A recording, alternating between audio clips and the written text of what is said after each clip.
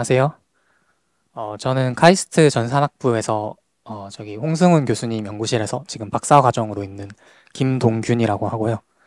오늘 강연할 주제는 퓨샷 제너럴리스트 모델 for visual dense visual prediction인데, 이제 여기서 퓨샷이 말하는 거는 데이터를 적게 써서 모델 학습시킨다는 것이고, dense 제너럴리스트 모델은 말 그대로 다양한 태스크를 범용적으로 풀 수 있는 하나의 모델을 말합니다. 그래서 저는 이 중에서도 특히 컴퓨터 비전에서 댄스 프리딕션이라고 불리는 태스크들을 범용적으로 풀 수 있는 퓨전 모델을 연구를 해서 이제 올해 아이클리어에 이런 논문을 발표했고요. 그리고 이제 그 후속으로 이제 연구를 또 진행을 해서 그 결과들까지 오늘 좀 소개를 드리려고 합니다. 네, 그래서 컴퓨터 비전이 어떤 태스크를 푸는지를 좀 살펴보면 이제 어떤 이미지가 주어졌을 때 이 씬이 무엇인지, 여기서 오브젝트가 어떤 것들이 있는지, 어디 있는지, 또는 얼마나 많이 있는지, 그리고 클래스별로 이렇게 분할을 했을 때 영역이 어떤 식으로 표시가 되는지, 아니면 카메라로부터 거리가 어떻게 되는지, 그리고 3차원상에서의 평면, 그 곡면이 어떻게 생겨먹었는지, 이런 것들을 찾아내는 그런 다양한 태스크들이 있고요. 이제 이러한 모든 태스크는 다음과 같은 픽셀 투 픽셀 매핑으로 나타낼 수 있는데, 이제 인풋 이미지가 주어졌으면 이제 픽셀별로 해당하는 레이블을 다 내뱉는 이런 태스크들을 댄스 프리딕션이라고 부릅니다. 그래서 이런 댄스 프리딕션은 굉장히 다양한 태스크들을 포함을 하고 있고, 대표적으로 시멘틱 세그멘테이션, 디텍션, 뎁스 에스티메이션, 서페이스 노멀 에스티메이션 같이 컴퓨터 비전에서 대표적으로 연구되고 있는 이러한 태스크들을 전부 포함을 하고요. 이제 이러한 태스크는 픽셀별로 레이블을 내뱉는다는 점에서는 이제 구조가 동일한데, 한 가지 다른 점은 이제 아웃풋 채널의 개수가 좀 다를 수 있습니다. 그래서 시멘틱 세그멘테이션 같은 경우에는 채널의 개수가 클래스 개수만큼 되고요. 뎁스 에스티메이션 같은 경우에는 스칼라 하나를 예측하는 거라서 이제 채널의 개수가 하나가 됩니다. 이제 이런 태스크를 학습을 할 때 한 가지 문제는 데이터 수집 비용이 좀 클 수 있다는 겁니다. 특히 이제 댄스 프리딕션 같은 경우에는 레이블이 픽셀별로 이렇게 아노테이션을 해야 되기 때문에 데이터 수집 비용이 굉장히 노동이 많이 들고 비쌀 수 있고요. 의료 분야 같이 데이터를 모으기 힘든 분야이거나 아니면 태스크가 지속적으로 변해서 태스크가 변할 때마다 데이터를 뭔가 우리가 많이 만들어줘야 되는 경우에는 애초에 많은 데이터를 쓰는 게 힘들 수 있죠. 그래서 이러한 경우에 데이터를 적게 써서 학습을 하는 퓨샷 학습이라는 분야가 좀 중요해지는데요. 그래서 저희가 하고 싶은 거는 이 댄스 프리딕션이라는 카테고리에 있는 모든 태스크를 데이터를 조금만 줘서, 여기 S라고 돼 있는 얘를 서포트 데이터라고 하는데, 그냥 단순히 학습 데이터가 그냥 적은 10개에서 뭐 100개 사이에 있는 그런 데이터라고 보시면 됩니다. 그래서 이 서포트 데이터가 뭐 뎁스로 주어지면 뎁스를 풀고, 노멀로 주어지면 노멀로 풀고, 시멘틱 세그멘테이션으로 주어지면 시멘틱 세그멘테이션을 푸는 이런 퓨샷 제너럴리스트 또는 뭐 유니버설 러너라고 할 수 있는 이런 모델을 만드는 것이 저희 연구의 목표였습니다. 그럼 이제 기존의 퓨샷 러닝 하는 방법들이 또 많은데, 얘네랑 좀 다른 점은 이 기존 퓨샷 러너들은 특정 태스크에만 한정이 돼서 좀 디자인이 많이 되었고요. 그래서 시멘틱 세그멘테이션을 위한 퓨샷 모델이 있다고 할 때 얘는 다른 클래스, 시멘틱 세그멘테이션을 다른 클래스로 제너럴라이즈가 되고, 뎁스 에스티메이션 모델 같은 경우에는 다른 도메인으로 좀 제너럴라이즈가 되는 반면에 서로 다른 태스크 종류끼리는 제너럴라이즈가 좀 안 된다는 단점이 있었습니다. 그래서 저희는 이제 이거를 좀 댄스 프리딕션 전체를 확장을 해서 학습을 어떤 태스크로 진행을 하든지 간에 이제 임의의 댄스 프리딕션으로 좀 제너럴라이즈 될 수 있는 그런 모델을 만들었고요. 네, 그래서 이제 이런 그 유니버설 러너 또는 퓨샷 제너럴리스트를 만들기 위해서 저희가 처음 생각했던 인투이션은 아날로지 메이킹입니다. 이 아날로지 메이킹이 뭐냐 하면, 이제 예를 들어서 이제 이 주어진 이미지에서 의자 또는 소파를 색칠하는 시멘틱 세그멘테이션 문제를 생각을 해보면, 여기 왼쪽에 주어진 두 개의 이그젬플이 학습 데이터라고 가정을 해봅시다. 그럴 때 쿼리 이미지에 대해서 이제 똑같이 의자를 색칠을 해야 되는데, 이거를 퓨샷으로 이제 배운다는 거는 이 이미지 서포트로 주어진 이미지와 레이블 사이의 관계를 찾아가지고 똑같이 쿼리 이미지와 그 프리딕션에 대응을 시키면 되는 거죠. 그래서 이거를 좀 자세하게 뜯어보면 다음과 같은 식으로 나타낼 수 있는데요. 우선 여기서 fx라는 거는 이제 어떤 이미지 x에 대해서 얘를 패치 단위로 쪼갠 이 xjq라는 이 패치를 이미지 인코더를 통해서 임베딩을 뽑습니다. 그러면 이제 이 쿼리 패치를 나타내는 어떤 하이 레벨한 피처 또는 임베딩이 저 fx가 되고요. 마찬가지로 gy 같은 경우에는 이 서포트에 있는 여러 그 예제 중에 레이블들이 있을 겁니다. 그러면 이 레이블들을 또 패치 단위로 쪼갠 다음에 레이블 인코더를 통과해서 이렇게 토큰 형태로 임베딩을 만듭니다. 그러면 저희가 갖고 있는 게 이제 쿼리 이미지 패치에 대한 토큰이 하나 있고 이 서포트 이미지 패치에 대한 토큰들이 있고 서포트 레이블에 대한 토큰들이 이렇게 여러 개 있습니다.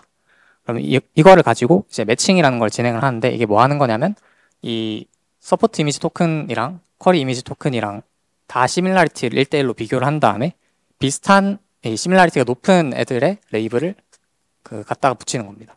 그래서 예를 들어서 시밀라리티가 0.9면 이 해당 그 토큰 서포트 이미지 토큰에 해당되는 서포트 레이블 토큰을 0.9만큼 웨이트를 줘서 붙이고 또 뭐 0.1이면 0.1로 붙이고 그래서 비슷한 영역의 레이블은 비슷하도록 이렇게 만드는 것이 매칭이고요.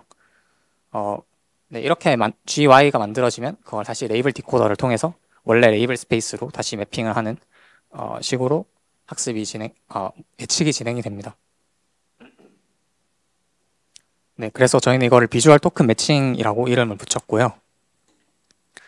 이제 이 비주얼 토큰 매칭의 중요한 두 가지 특성이 있는데 하나는 태스크 어그노스틱한 펑션 폼을 갖고 있다는 겁니다.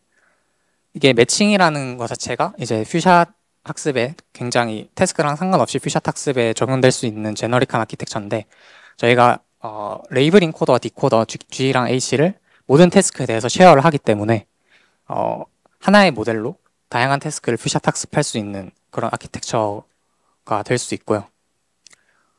이제 하나의 아키텍처로 다른 태스크를 푼다는 거는 또 반대로 말하면 각 태스크에 어댑테이션 할 수 있는 능력이 좀 떨어질 수 있다는 말과도 같을 수 있는데 저희는 이걸 해결하기 위해서 이 이미지 인코더에 작은 파라미터를 태스크 스페시픽하게 뒀습니다. 그래서 이 태스크 스페시픽 파라미터를 통해서 어댑테이션을 피처를 어댑테이션을 하고 이게 결국에는 시밀라리티 어댑테이션 하는 효과를 주기 때문에 굉장히 효율적으로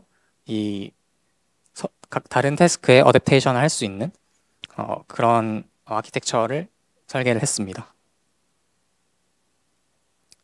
근데 이제 아까 제가 레이블 인코더랑 디코더를 모든 태스크에 대해서 쉐어를 하기 때문에 이게 제너릭한 아키텍처라고 말씀드렸는데 여기서 엔지니어링적으로 한 가지 문제가 아까 처음에 설명드릴 때 댄스 프리딕션의 채널 개수가 태스크마다 다를 수 있다고 말씀드렸잖아요. 이게 채널 개수가 어떤 게 들어올지 모르는 상황이기 때문에 하나의 아키텍처로 좀 모델링을 하기가 어려울 수 있습니다. 그래서 저희는 이걸 쉽게 풀기 위해서 이 C틱의 채널이 있는 태스크라고 가정을 하면 얘네를 C틱의 싱글 채널 태스크로 다 분리를 해서 각각 다른 서브 태스크로 간주를 했습니다. 이렇게 되면 저희가 모든 태스크를 출력 채널이 하나인 그런 태스크로 간주를 할 수 있기 때문에 하나의 아키텍처로 모든 입출력 구조를 다 모델링을 할 수 있는 그런 방법을 썼습니다. 네, 그래서 구체적인 구현은 비전 트랜스포머 인코더를 쓰고 이제 컨볼루션 디코더를 통해서 레이블을 디코딩을 하는데 이제 비전 트랜스포머 그 블락 사이사이에 멀티 레벨 그 피처를 뽑아서 이 피처 각각 레벨에 있는 피처를 매칭을 통해서 그 예측을 했고요.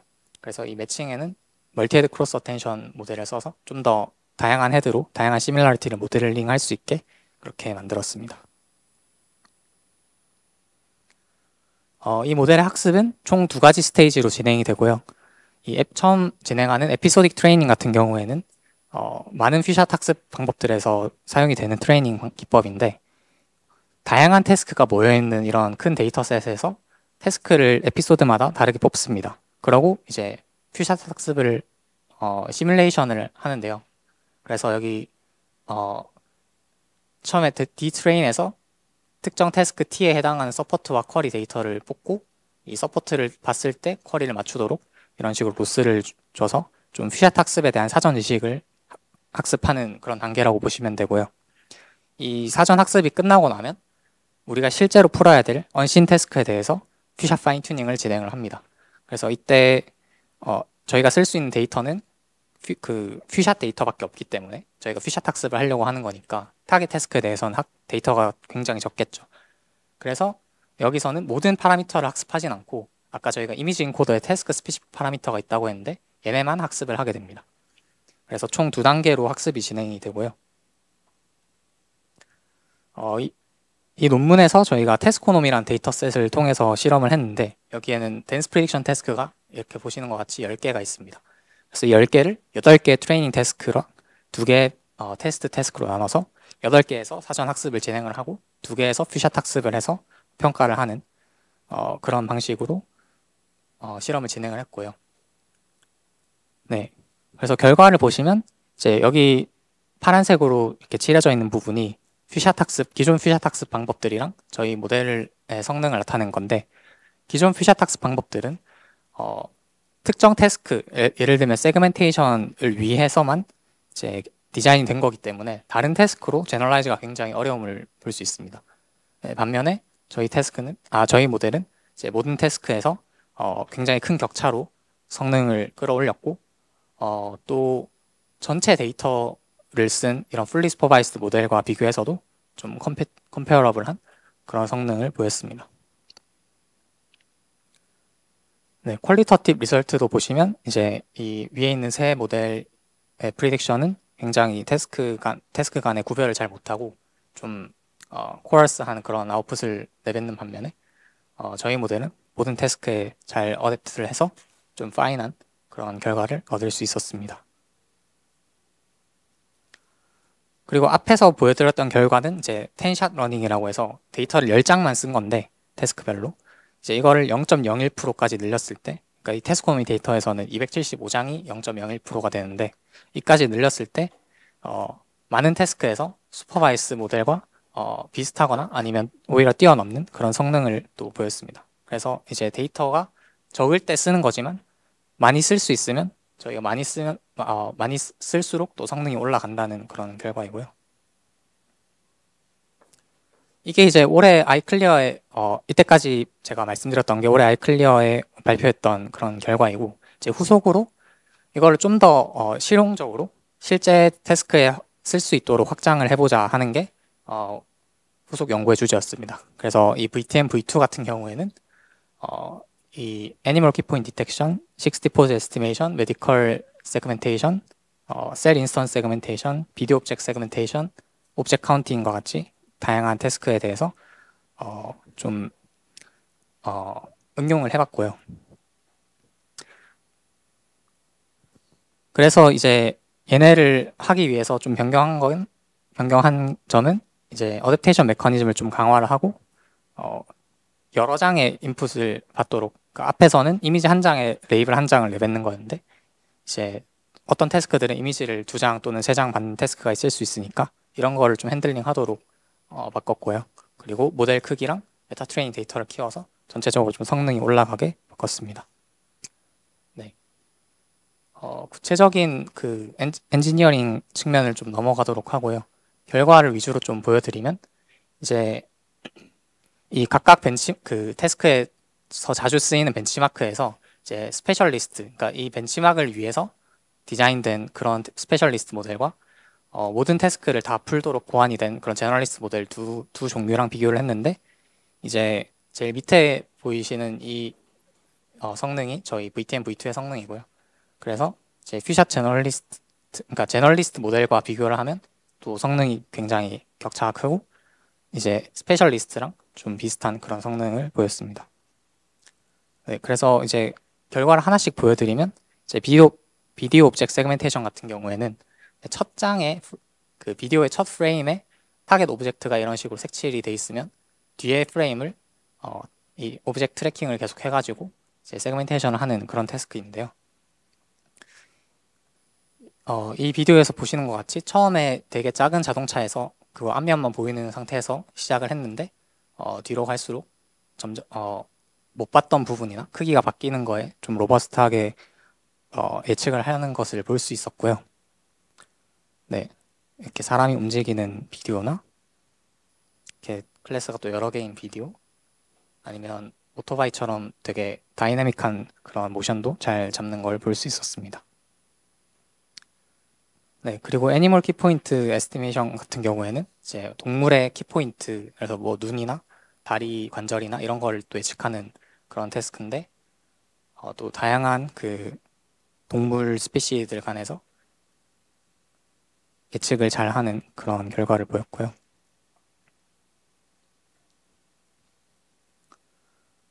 그리고 60 포즈 에스티메이션 같은 경우에는 이 오브젝트가 3차원상의 그 어떤 포즈로인지, 여기서 60의 그 3차원은 각도, 로테이션 각도를 말하고, 또 3차원은 이제 평면상에서 어떻게 이동했는지 그 트랜슬레이션을 말하는데, 이것도 이제 이 3D 코디네이트 맵을 예측하도록 댄스 프레딕션으로 만들면 보시는 것 같이 60 포즈를 또 잘 예측을 할 수 있고요. 그리고 메디컬 시멘틱 세그멘테이션과 같이 이제 굉장히 이미지 도메인이 다른 그런 분야에서도 이런 되게 앰비규어스한 영역을 잘 세그멘테이션을 하는 그런 결과를 볼 수 있었습니다. 그리고 이때까지는 이미지를 한 장을 받는 그런 태스크들을 소개를 드렸었는데, 이제 멀티모달 셀 인스턴스 세그멘테이션이라 해서 이제 생물 쪽에서 현미경으로 찍은 세포 사진을 보고 이제 셀을 각각 바운더리를 찍는 그런 태스크가 있는데, 이제 보통 세포질 사진을 많이 쓰는데, 여기서 이제 세포질로만 보면 좀 구분이 어려운 그런 경우가 많아서 이 핵사진을 추가로 쓸 수 있습니다. 그래서 이 두 가지 정보를 잘 조합을 해서 셀 바운더리를 찾는 그런 태스크고요. 네, 그래서 이것도 마찬가지로 이 이미지가 두 장이 주어졌을 때 잘 예측을 할 수 있고, 또 한 장이 주어지더라도 또 한 장대로 잘 예측을 하는 그런 결과를 얻었습니다. 마지막으로 이제 오브젝트 카운팅 같은 경우에는 주어진 이미지가 있고, 여기서 우리가 세워야 될 타겟 이미지에 대한 바운딩 박스가 이렇게 3개 정도의 그 이그젬플러로 주어졌을 때 이 오브젝트를 세는 그런 문제인데, 얘를 댄스 프레딕션으로 바꾸기 위해서 덴시티 맵을 예측을 하도록 합니다. 그럼 이제 이 덴시티 맵을 썸을 하면 전체 오브젝트 개수가 되고요. 그래서 다른 임의의 오브젝트에 대해서 이런 식으로 개수를 세는 그런 태스크가 있고, 얘도 이제 인풋 이미지를 쿼리랑 이그젬플러 가이드 2장을 받아서 푸는 예시입니다.